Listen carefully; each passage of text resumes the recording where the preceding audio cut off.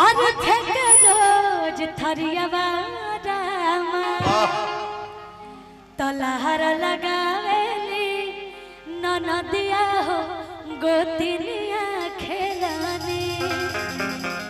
अजब से आईने हो ससुरवा दुखवा के तना झेलानी भैया आई भैया कि पियाबा करियाबा रामा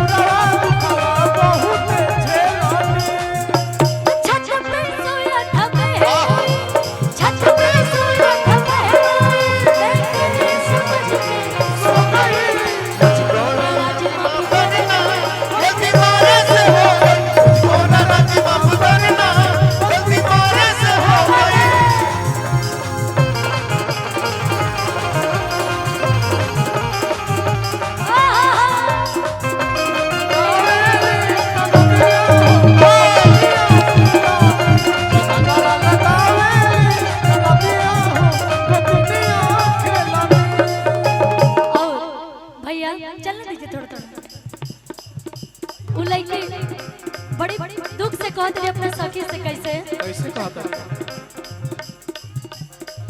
सासू जी दिले हमके रोज रोज ता सासू जी दिले हमके रोज रोज सासू जी दिले हमके रोज रोज ता सासू जी दिले हमके रोज रोज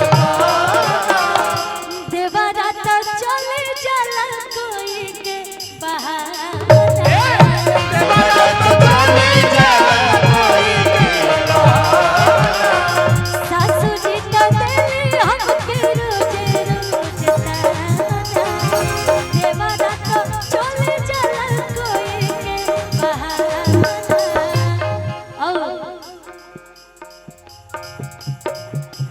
दिल झटका झोरे रामा